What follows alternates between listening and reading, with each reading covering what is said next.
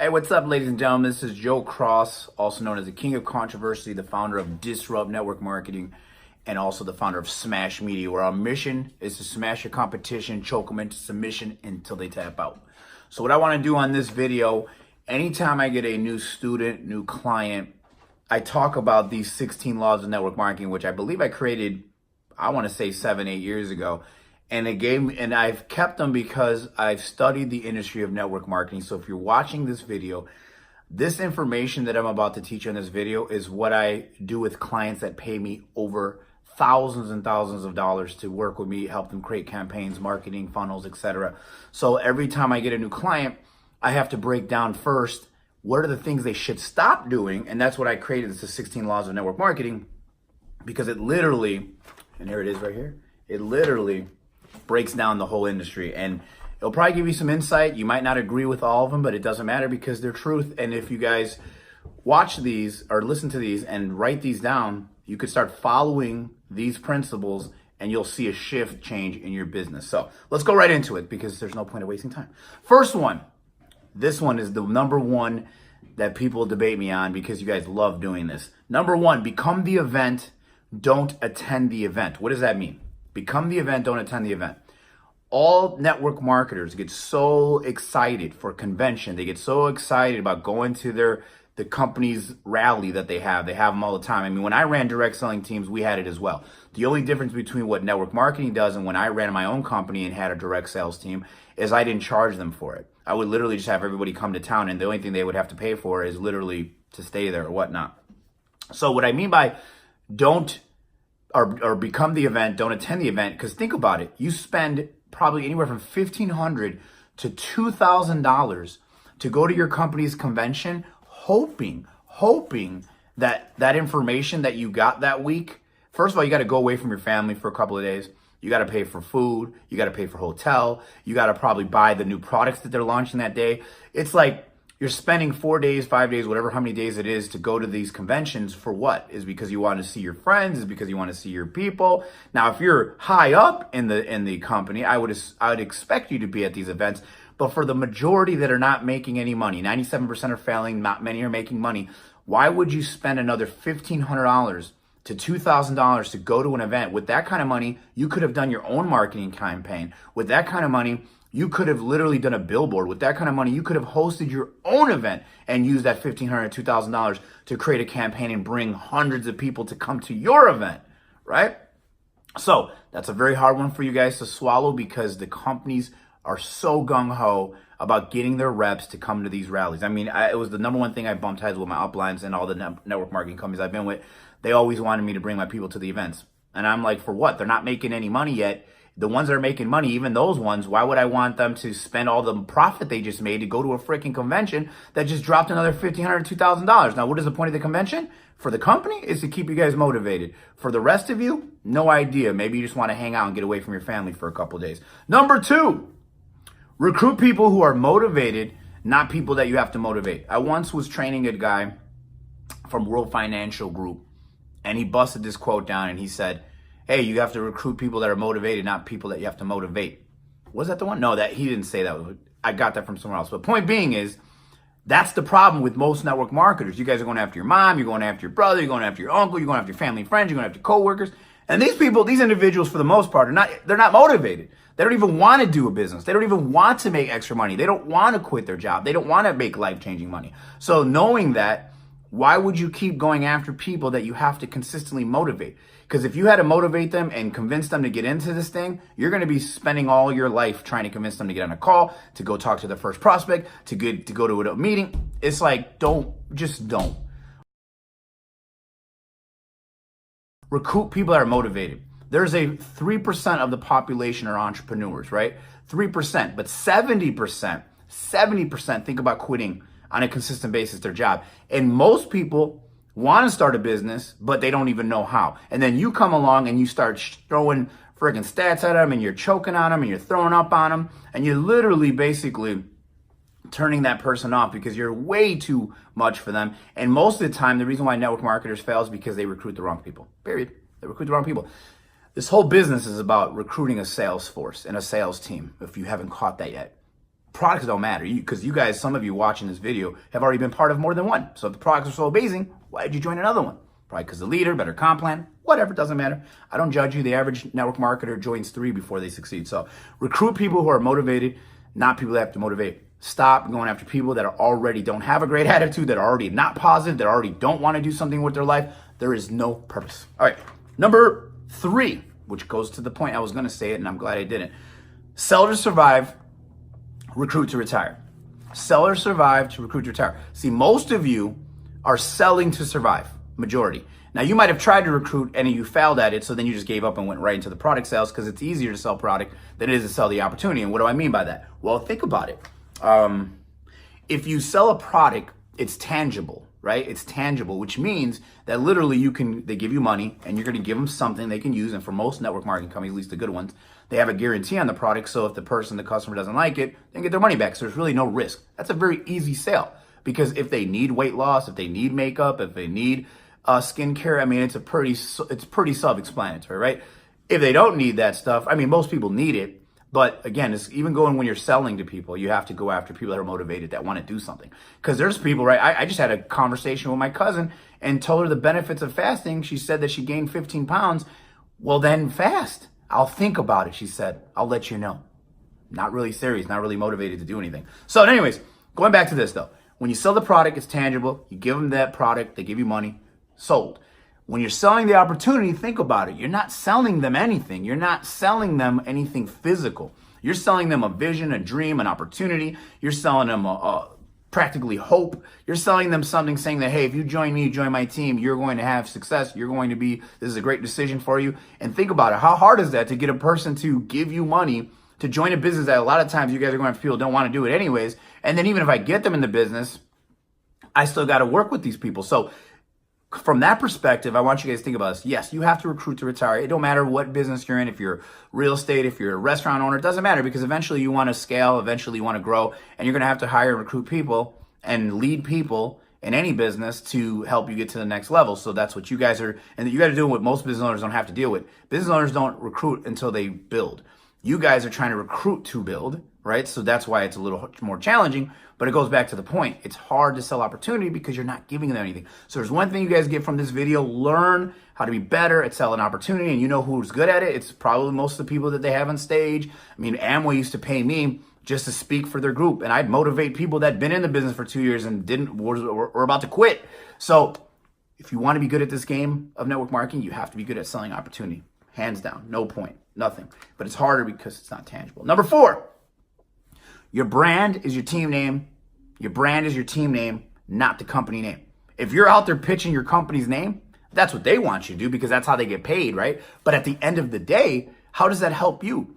Because in the event you leave with the company, in the event you get booted out of the company, and anything happens, you're set yourself up to be like what they said. Warren Buffett said, you always know who's naked in the market, because when they go out to the ocean and the water comes back, we get to see who wasn't ready. I had a client recently with a company called It Works, number 17 in the company, and she had a huge downline, and they all got taken by another dude. Why? Because she wasn't focused on her team. She wasn't focused on her culture. Forget about your uplines for this at this moment, because you have to have the hearts and minds of the people under you. Because if you do not, and you don't have this team culture, and you don't have this team name that you guys all represent, then what ends up happening is, like that happened to her, half her downline's gone, and she has to start over. But this time she's doing it the right way. She's branding a team. She's branding a culture. She's branding a movement versus branding the company. Because when you do that, that's what they want you to do, because they could do infomercials. They could do a $1 million commercial spot on Super Bowl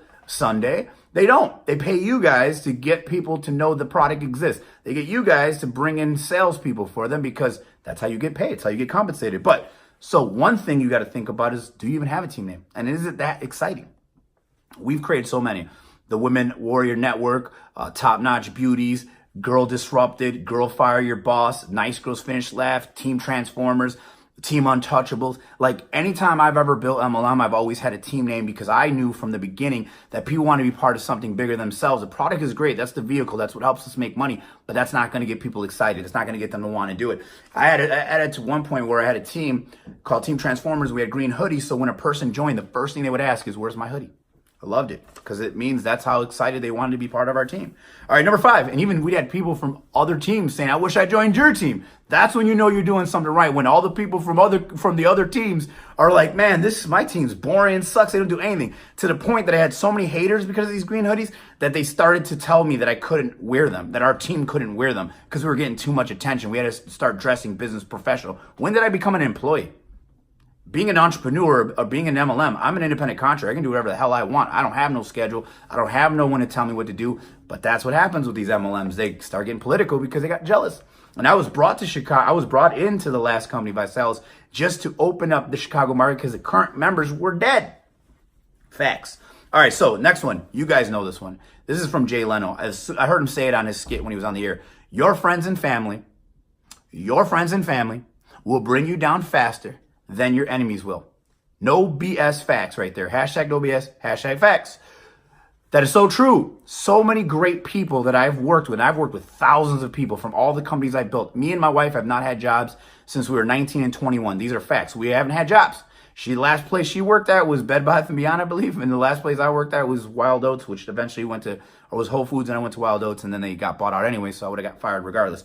But what I've learned from all the people I've trained, from all the people I've worked with, your family and friends will bring you down faster than your enemies will. They're the worst. Make them customers. Do not try to get them into the business, okay? They're going to be the ones that don't like it when you're doing good. They don't like it when you're doing bad. They're going to be talking trash from the beginning. It doesn't matter what business, because I've had many other businesses. I haven't just been in network marketing. And what I've learned is that my family and friends have always, at some point or another, bring me down faster than my enemies will. Why? Because they're close to me and they can drain me and they can make me think and they can throw me off and they can make me lose my confidence because they question things that I do. Who are you to question me?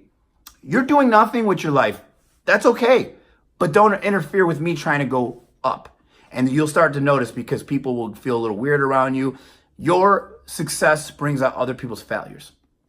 Your success brings out other people's shortcomings. Just know that. So family and friends, good for customers.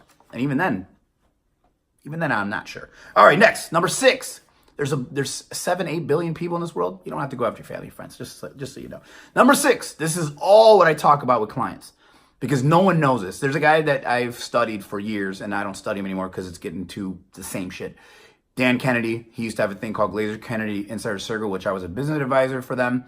And I was moving so fast that they got on my nerves, I got on their nerves, so they ended up giving me all my money back, thousands of dollars worth of shit, and then made me write a contract and never talk about him again. Of course they did. But what I learned from Dan Kennedy, the hands down, anybody that teaches marketing online, you hear people say, oh, Snapchat marketing, oh, Instagram marketing, oh, Facebook marketing. These are all bullshit. It's all BS. There's no such thing as Facebook marketing. There's no such thing as social media marketing. There is marketing. Social media is just a media, which we're going to talk about right now in this video. And I'll go more in detail on how to pick a target market. This is the most important part of this video. So if you made it this far, good for you. For the rest of you that didn't like what I was saying prior to that, you're still going to go on doing nothing. So market, message, media.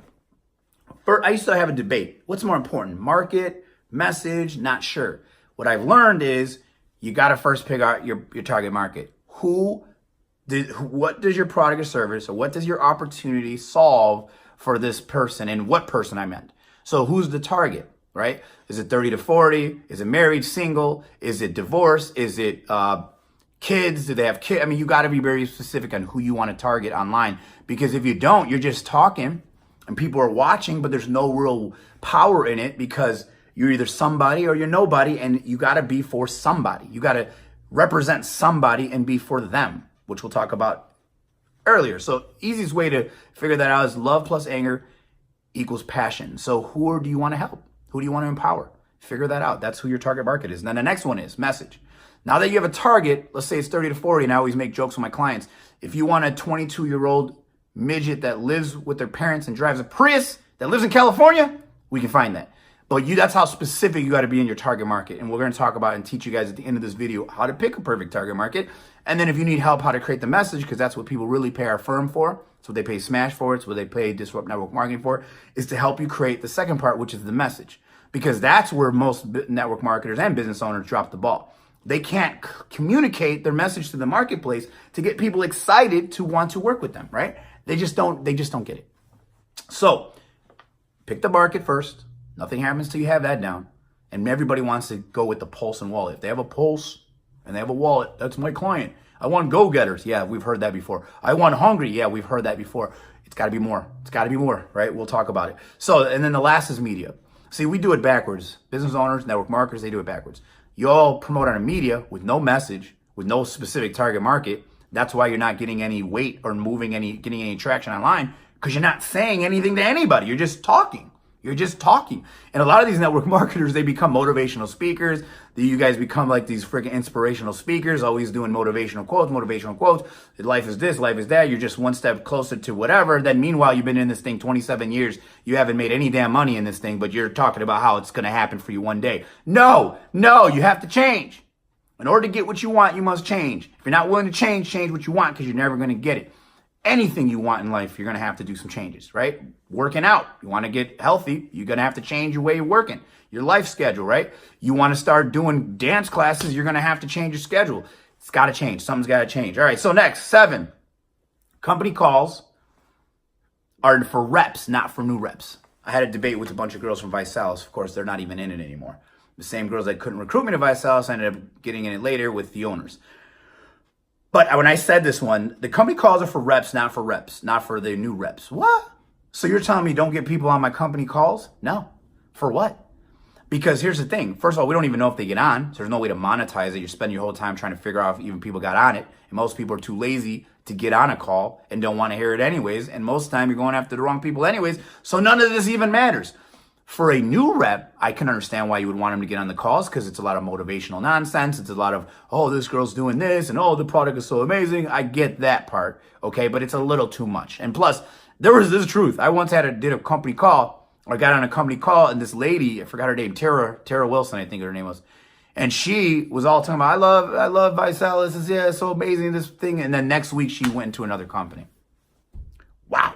So that's another reason why. You guys, remember, this is a business. So you got to follow along what's going on with your company. You got to understand what's going on with the leadership. You got to understand what's going on with the movement, because if you have bad leaders and they're losing reps and high level reps, there's a problem there. If high level reps are leaving, you got to ask yourself that question, right? And I know they're going to sell you on why I shouldn't, but there's a reason for it. You might want to reach out to that person. All right, so but company calls. Because imagine if you try to get people on the company calls, right? You send it to 20 people. Hey, get on the call, get on the call. Then after the call, you got on the call. You asked the 20 people, did you get on the call? And majority of them said, oh, I forgot, or I didn't get on, whatever. Why waste all that time? Because there's no way for us to know that they're on it. There's no way for us to figure out if they're on it. Plus, a lot of times the stuff they talk about on the calls doesn't help you close the deal. So if you're going to do calls, do your own. Host your own calls. Host your own discovery calls and get people to discover what you do. Don't just count on the company for everything, because that's when you start to get into trouble. Number 8, depending all your marketing on the company. Yes. Point being, if all you do is wait for the company to come up with a new meme or come up with a new image with new product prices and new whatever, and then you share that, the before and after pictures. I mean, I've seen them all, right? I get it. Because again, you guys are a community of product driven. That's why 97% fail. You have to build a sales force. You have to recruit a team if you ever want to make real money. Yes. Are there companies that you could just sell products and make a decent income? Yes. But why go through all that work? Because I would rather have, let me ask you the question. Would you rather have 1% of 100 hands or 100% of your own efforts? I think it was J. Paul Getty, which was the first documented billionaire, said it. I'd rather have 1% of 100 hands than 100% of my own efforts, because you can only do so much. You have to have people to help you build, right? So anyways, next, company calls are for the reps, not new reps. Depending on your marketing on the company, stop. Like, it's funny too. If I'm friends with like 3, 4, 5, 7 people from the same company, I see that damn promotion 9 times. You don't think that happens to other people? Stop following the masses. If you continue to follow the masses, you'll continue to be broke asses. Period. If you keep doing what everybody else is doing, you're not going to get any further. That's the bottom line. So, next one. The company's agenda is not always your agenda. Every CEO needs to be watching this video, because you'll know what the company's struggling with depending on the promotions that they're doing. So if they're doing a lot of promotions on product sales, they're having a hard time moving sales and they don't want to become a pyramid scheme. If they're pushing sales, but they're not getting any new sales force, new sales reps, they're going to do a lot of competitions and contests for you guys to recruit more people. So their agenda is not always your agenda. And your agenda is only one agenda, and that is to recruit and build a sales force. I'm going to say it the whole video. I don't care. Everybody else says, oh, Joe, that's not true. Oh, you don't have to. Oh, okay. You tell me how that works, because I've met people that have been doing MLM for 20 years and have failed. 20 years! If this person has been in this thing for 20 years and has not succeeded yet, you might want to look into a new business, right? You might want to reconsider, is this for me?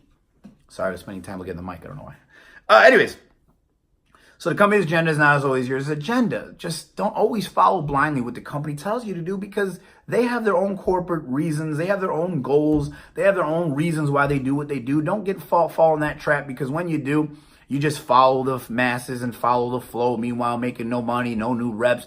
You're struggling. You're stressing out. Keep doing it. But I'm telling you, I've been through MLM. I've been in and out of the direct sales and MLM. Had my own MLM company. Had my own direct selling company at one point. I've been part of other ones. They paid me to come out there. They've not paid me, but they flew me out to different companies to join and whatnot. So I've had my opportunities. But I can tell you guys right now, company's agenda is not always your agenda. And I'm building my own empire within a bigger empire. Just don't ever forget that. And anytime you move up in these companies, you're going to start to learn the politics. Okay, so next. You launch an MLM business, you don't join an MLM business. You launch an MLM business, you don't join an MLM business. Example, how many of you guys are guilty of joining the MLM business and then running around looking for people? You got excited, you went to a meeting, friend, cousin, somebody got you there, you seen it, you said, oh, this is amazing. You signed up without thinking, who am I going to talk to? So then you just pay the money, and then now you run around like a crazy animal looking for people. Wouldn't it make sense to already have those people prior to you actually joining, i.e. launching the MLM business? So the last company I was with, when they tried to get me in, even after they flew me in, I still wasn't sold. It wasn't until like a month after I finally said, okay, whatever. The CEO, Nick Sarnicola, said he was going to be in town. You want to bring some people to meet me? Okay. So I told everybody, hey, I'm looking for 15 people to come with me to this meeting to meet a gentleman that's built a multi-billionaire company or $1 billion company. And then I said, whoever wants to go with me, let me know. Had 12 people say yes. I think 9 actually came with me. And then we talked to the CEO, whatever, i.e. launching the business. So before I even signed the dotted line, I made sure I had everybody in first, right? So that's what you should be doing. That's what the professionals do. If they're going to go to a company, they already have 15, 20 people they already talked to say, hey, well, let's all get in this thing at the same time. And then they got their people looking for people so that they all come in at the same time. That's how you guys will see people. Oh, he got his car in 15 days. Oh, he hit whatever rank in 5 days or 10 days or whatever. Because what I learned from Visalis, even though they're out of business, and they started another company called Live, and that's pretty much almost out of business. It's all about the story. Creating stories. So if I have a guy that got in this thing and he's already at first rank, made his money back in 7 days, that's a great story. That's a story I want to tell other people, because again, people are afraid to get in these things. They're like, I don't know, and it's not going to work, and it sounds like one of those pyramids, blah, blah, blah. So anyways, so next one is stop running around though. Last thing I'll say about that, launch the MLM next time. Okay. And even if you're already in and it's too late, launch today. Create a market, create a message, and then launch again. Because you did it before, but no one was listening because you did it wrong. You started throwing products out there, started showing all the crap, got excited. Hey guys, I'm at this convention. I'm with 20,000 of my friends. This is how we spend our Fridays and Saturdays. Shut up. Sitting on a beach and your upline sitting on the beach, and then you share their photo. No one cares that they get to sit on the beach and they don't get to do anything. That's not going to sell people. Just letting you know. All right, next. Solve the problem and stop selling your opportunity. Solve their problem, stop selling your opportunity. Meaning, why would they want to join this? Let's just pretend I wanted to go after kids that are 18 to 21, 25. Well, what are their problems? Well, if it's college students, their problem is debt. If it's not a college student, their problem is looking for a job that makes enough money so they can move out of their house. So knowing that, I'm going to use my MLM as showing them this is the vehicle to solve that problem. So if I was going after college students, I would say, hey, pay your debt in 2 years versus 7, right? Or pay your loans off now by joining Bob. You get what I'm saying? Or if it was going after moms, I would say, stay-at-home moms, you're basically here, but you're not making any income for yourself. So whatever I would say, I have to solve their problem with my MLM, not try to sell the opportunity. Okay? Solve their problem with your opportunity, and we'll talk more about that in detail. And if you guys is over your head, it's fine. This is what the professionals do.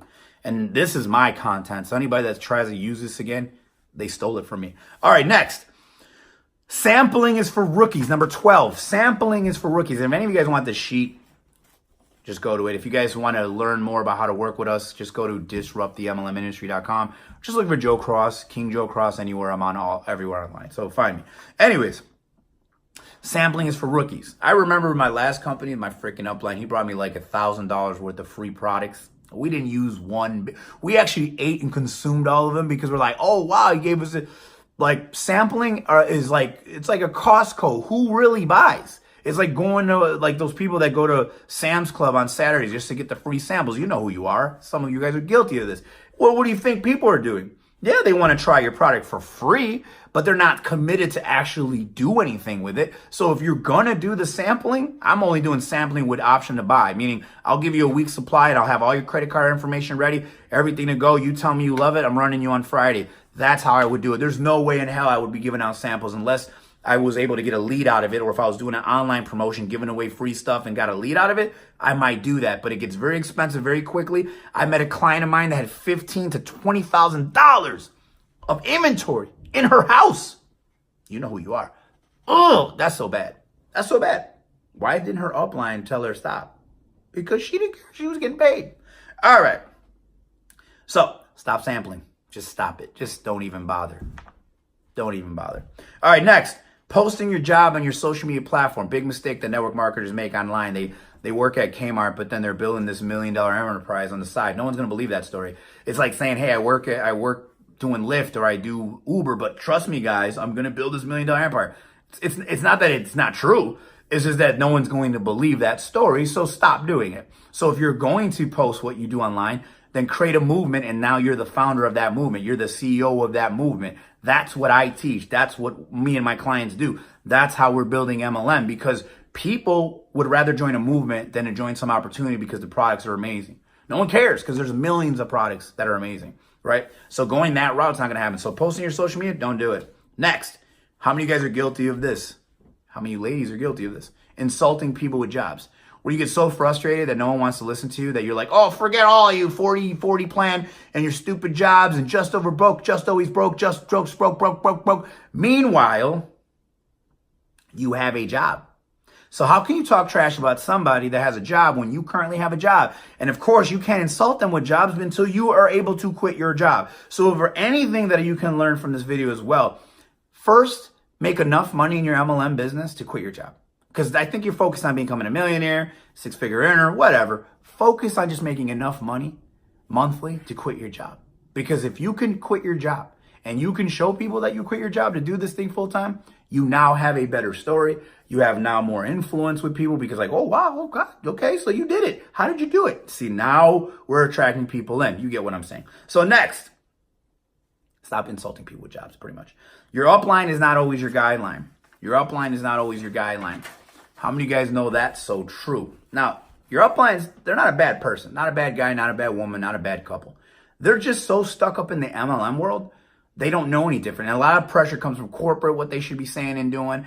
A lot of pressure comes from their uplines to put on what they should be doing and saying. But at the end of the day, this is your business. This is not a job.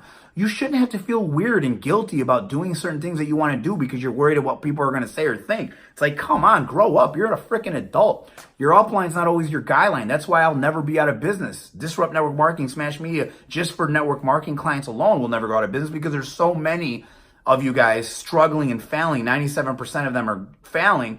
And it's because they're listening to uplines telling them to go do this and go do that. And they might not be wrong or bad for that information. The problem is, though, is that they're setting you up for a lot of wasted time and energy on things that don't produce results. And at the end of the day, they don't really have a documentation that shows me it does. If I go see 100 people and I sign up 10, was that successful? No. If I go talk to 50 people and I sign up 3, is that successful? No, it's not. You should be closing 70 to 80% of your clientele or your 78% of your prospects. And that's because you've went and talked to qualified people. That's what we do, is when we create marketing campaigns funnels for network marketers, we're creating a qualification process. If they're not willing to fill out the information below and then eventually watch your video, then why would you want that person anyway? So you got to get good at qualifying. Qualify before you testify. And just so you know, I've had so many clients or uplines give them so much crap and now they've cut them off and they're doing things. But the uplines always come back because when you start having success, now they want to know, okay, what are you doing? What are you saying? And the number one excuse they say why you shouldn't listen to people like me that do marketing funnels and real marketing. It's funny that you're network marketing and most network marketers don't know how to network or market. So it's funny to me. But at the end of the day, Your upline doesn't like it because she says things, or he'll say things like it's not duplicatable. How do you know? I've already done this. You just don't like it because you didn't come up with it and you're not teaching it. So you lost influence over your team. And if you want one lesson I'll give you guys about leadership, people stop listening to you when they don't think you care anymore, or you don't have any more new answers for them to solve their problem. They just cut you off because you're not teaching them anything anymore. That's fine. No bad students, only bad teachers. How to pick your target market. This is the gold right here. This is gold. Pay attention. This is why you stayed. That was the mindset stuff. This is the real stuff. How to pick a target. All right, this is the part. How to pick your target market. First things first.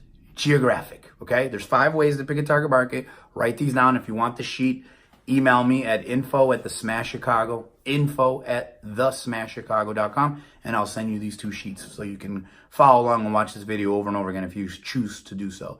First one is geographic. It's pretty easy. Just going after a target, or a city, a zip code, a state, an area, Midwest. Like when I was building Visalis, it was Midwest. We were building the Midwest, right? So you guys might not have that same thing. You got to decide. And here are the 3 things: zip code, state, country.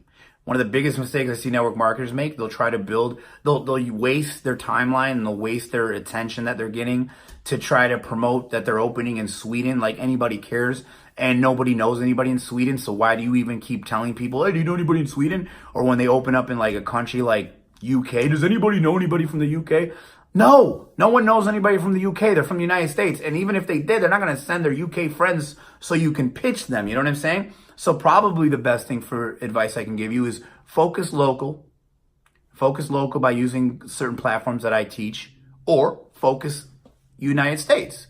I think you should focus United States ultimately, but in the beginning, you should focus on an area: East Coast, West Coast, Midwest, South, Southwest, Southeast.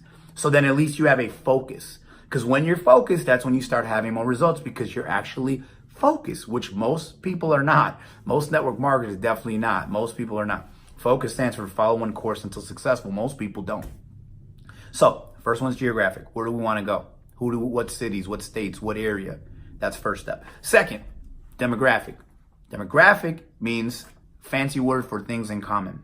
Like their psychology, meaning what kind of books do they read, what kind of things do they do, what kind of shows do they watch, marital status, right? Are they married, single, divorced, recently divorced?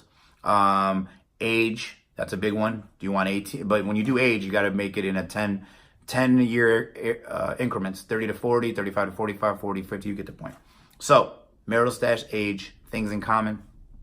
Maybe they like music, maybe they love tennis, maybe they like golfing, whatever. Maybe they have a hobby. So you market to people, hey, you like golfing, blah, blah, blah. What would you like to do if you golfed all the time? It's something like that. How would you like to just spend all your time golfing, blah, blah, blah. You guys get the point. Or ethnicity. Ethnicity is still a huge thing. Most people don't see it, but if you watch, you'll see certain teams that are built and their whole team is the same ethnic background. Why? Because most ethnicities follow other ethnicities faster than they would on their opposite ethnicity. So that's a big thing. So demographic could be anything from kids, married, anything that has to do with their personal profile, the personal lifestyle, that kind of thing. 3, industry. Industry is when you want to go after a industry like teachers, fitness instructors, network marketers, nurses, right? But before you decide to go after an industry, you better have a backstory. And if you don't have a great backstory that can relate to these people, then you better have a great marketing campaign. Because if you're going to go after, let's just say, fitness instructors, you better have everything you need to know about fitness instructors and why it would make sense for them to join your movement and join your team, because it would benefit them, right? That's a better speech than just saying, hey, you should be you're a fitness instructor. This would be a great business for you. Yeah, that's great. They've heard that many times. You have to sell them on all the crap that they don't like, and this is the reason why they should do it. So just getting to the point. Industry is the hardest out of the 5, but if you want to go after that one, then you're definitely going to need my help. Number 4, affinity. Affinity is just targeting people that have something in common with you. It's a lot easier to talk to a woman with 3 children if I'm a woman with 3 children. It's a lot easier to talk to a man that's been recently divorced if I've been recently divorced, right? So your affinity means just having something in common with people, but having a backstory that they can relate to, right? So it's very simple. People you can relate to, people that can identify with you, and people you have anything in common with. The reason why I have so much affinity with network marketing, because that's where I started. I started network marketing in 2001, And my girlfriend, which is now my wife, was in it at 19. And first company we did was Amway. And we quit, did it again. We succeeded a little bit, quit, did it again. And we recruited 47 and 60 people the third run. And the reason why we did it the third run versus the rest is because we did it the right way. We went after qualified people. We didn't go after family and friends. We actually had a campaign. We had a team name, everything. And this was like in 2009, I think, 2008. Who knows? I don't remember. It's just a long time ago. So anyways, people have something in common. The easiest people to target are going after people that already have something in common with you. Because when you share your story, they can immediately relate and say, I like her, I like him. All right, number 5, the most neglected of the 5. Past customers, past recruits, people who gave you the least resistance, people who were easier to close than usual, and research what they all had in common. If you look at all your past customers, all your past recruits, there's shitty ones, there's good ones. Take all the good ones and say, all these ladies had one thing in common. All these guys had one thing in common. You have to do your own research. Look at your past customers.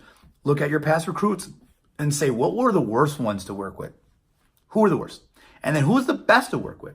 And whatever those people have in common, you now have what we call a business profile. And now we have a target market of someone to go after. But not only that, you should be still talking to your past customers and past recruits for sure. We already know that. But past customers, telling them about new products, telling them about they should try this product now that they tried this product, because you've already built the trust with them. And anybody that buys from you once will buy from you again. One of the things I learned from Dan Kennedy, a buyer is a buyer is a buyer. If a person's a buyer, they're a buyer. It don't matter. Don't matter. And if they don't buy from you and you don't sell them, they're going to buy from someone else. And if you've seen they were excited about joining the opportunity, you didn't close them, they're going to find someone else that is going to close them. So just so you know. And last but not least, like I said, past customers, recruits, look at everybody you've ever been with, all the people you've already worked with, and they all have, the good ones have something in common that you never paid attention to, and the bad ones have something in common that you never paid attention to. At the end of the day, this is how you pick a target. And nothing happens until you do these 5 things. Until you know who you're trying to get, you can't create a message. There's no point promoting on any media. One girl asked me, so Joe, now that I'm probably going to work with you, should I not post anything right now? I said, yeah, until we actually figure out your new campaign, your new brand, everything, don't do nothing, because you're just solidifying the same thing and you're making people more tune out. So hope you guys learn from this video. I hope you guys get some great content from it and actually implement it, because now you can't say you weren't told, right? You can't say you weren't told. One thing you can't say is that you weren't given the opportunity to do something different. If you choose to keep doing what you're doing, I've met people in this industry for years that haven't done anything. Don't become one of them. Don't become an MLM hyped victim that just gets caught up in the whole life of having friends and not making any damn money.